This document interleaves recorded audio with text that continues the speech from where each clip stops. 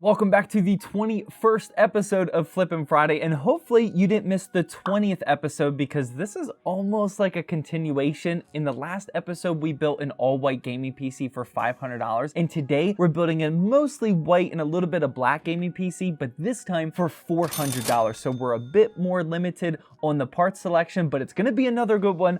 I'm excited to see how this one turns out.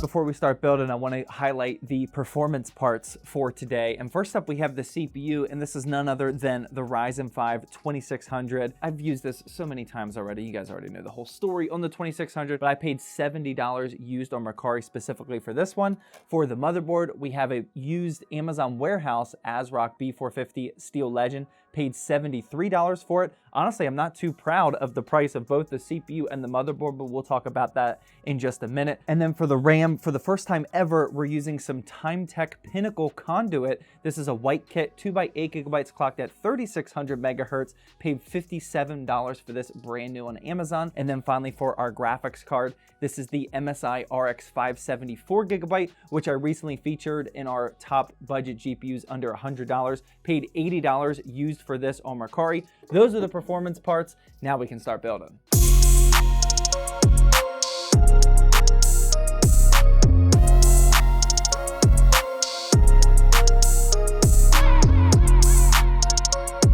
For the CPU and GPU combo, I'm actually not happy with the price I paid, like I mentioned earlier. So the 2600, I paid $70 for it, and just straight up against something like the 10105F, 10100F, it's not a great deal, but the two biggest advantages of using something like a 2600 is you can get cheaper B450 motherboards and you can use the stock CPU cooler. And we are fully taking advantage of that with today's cooler. I actually pre-painted it. You guys have seen me do this so many times already, but this is just a really budget way to really accent the aesthetics of your build and just adding some extra white color without having to spend that extra $20 to $30 on a proper aftermarket CPU cooler.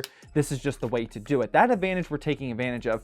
But the one advantage we're not taking advantage of is using a cheaper B450 motherboard. I had a $42 B450 motherboard lined up for this build, but unfortunately it just didn't arrive on time. I bought it from Mercari. I bought it like 2 weeks ago now, and the guy still hasn't shipped it yet. So I don't know what's going on with that, but this was the only B450 that I had in my studio. And it is the Steel Legend color scheme and aesthetics in mind. It's actually gonna fit with our build perfectly, but I paid $73 for it, which is not what I was hoping for. It would have been really nice to pair the 2600 with a $42 motherboard. So keep that in mind. We went a little bit over my initial target budget. This is still going to be a good guide to follow, but yeah, we're not taking advantage of the cheaper motherboards when going with the 2600 today. Real quickly, I just wanted to remind you guys that today's build was indeed activated with Windows like all my other PC builds and flips, and I personally use GVG Mall, which is also the sponsor of today's video. To celebrate their mid-year promotion for 2022, they're actually bumping up our normal 18% off discount up to 25% off, and that gets Windows keys and everything else down to some really affordable prices. They also have other great products on other software like Office 2021 and even some game keys from platforms like Steam, Origin, and Uplay, and they even have console stuff too like PSN and Xbox prepaid cards as well. Activating that Windows 10 on your computer is super simple to do. The entire process of buying and activating takes like 5 minutes total, so make sure you click that first link down in the description and don't forget to use discount code ZTT18 for 25% off.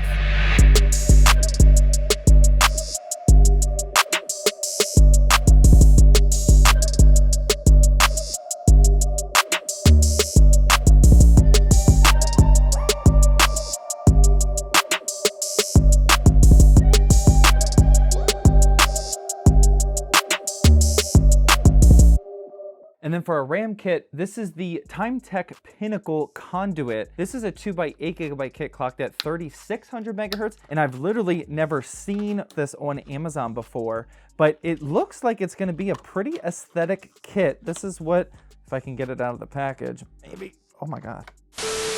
This is what the sticks are looking like, just some minimal branding. It's got actually a good amount of words on there, which I know a lot of people aren't going to be a fan of. But the reason why I bought this outside of using like the YOLO kit or the Glowway kit is because this is 3600 megahertz. And we all already know at this point, Ryzen really likes and can take advantage of faster RAM, and for buying this for $58 brand new, that's typically the price that you'll pay for a white kit at 3000 or 3200 megahertz. So I'll gladly take the extra bit of performance boost on this kit, especially when it's looking so good. I'll let you guys know in the benchmarking section if we have any issues with the RAM kit. I doubt it. It had some pretty solid reviews, but yeah, overall aesthetically it looks pretty good, and the price to performance on this is actually really good.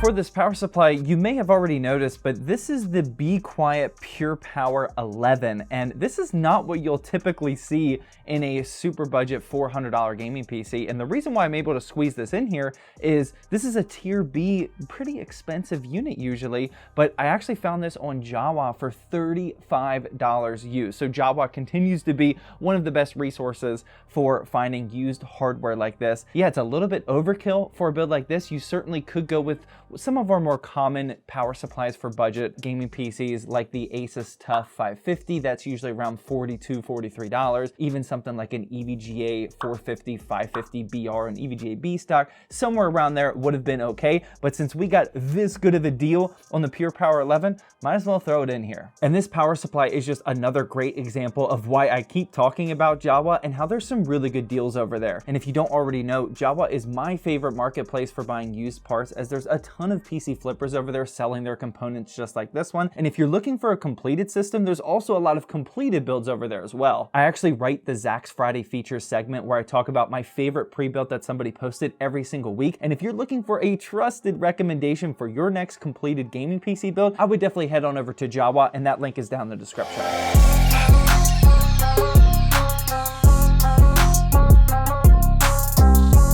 I thought this was going to be smooth sailing with this case because I literally just used the teal version. This is the DIYPC S08. This one's the -W for being white. The rear fan on this is just Molex powered, which is definitely no bueno. Obviously, you could just connect some Molex cables to your power supply and you would be fine, but I am going to decide to remove this, and I'm not going to add any official part to our parts total, but as a PC flipper, you sometimes have, or you should have, some extra parts laying around, and I happen to have two of these white NZXT 120mm fans. So I'm going to put one of these in the back and then just one of them in the front, because the case doesn't come with any intake. It will look a little awkward if you look at the case from this angle, because there's only going to be one fan in the front and one in the rear, but for the most part we should be perfectly fine. So definitely something to keep an eye on if you don't want to use a Molex powered fan, because I know a lot of you will go crazy if I try to use it, so that's why we're going to swap to these.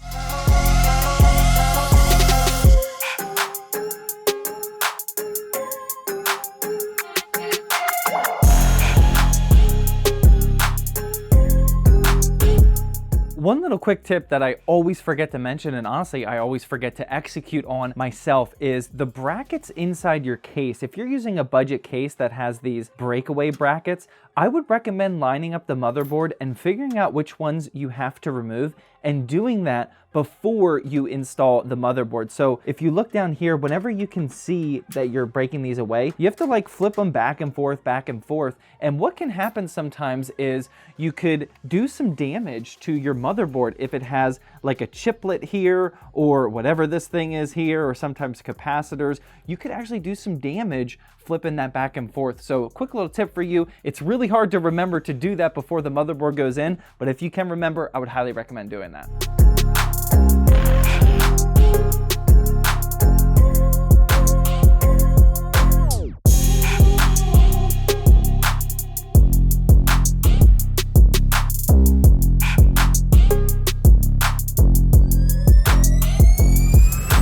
And the final part, again, is the graphics card, and this is the MSI RX 570 4GB card, and we literally just launched our top GPUs under $100 video, which is why I have this graphics card. I don't know if I would specifically target this graphics card because wow, this is actually bent. I don't know if you guys can see this, but the fork right here is majorly bent. We're gonna have to bend that. This is what can sometimes happen whenever you buy used GPUs. There are other options under $100, such as like a GTX 970, sometimes even a GTX 980 will get the job done. This one is readily available, usually around $80 to $90, which is pretty good for the price. The main reason why I bought this one specifically was because of the MSI white and black model, which fits perfectly with the color scheme of our build today. It doesn't look as good as that Asus Dual GTX 1060 that we used in the previous episode of Flippin' Friday, but this one looks pretty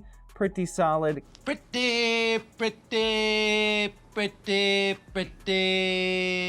good. Connecting this Asia Horse cable extension here, and the aesthetics are coming into play right now. Overall, pretty happy with how it looks.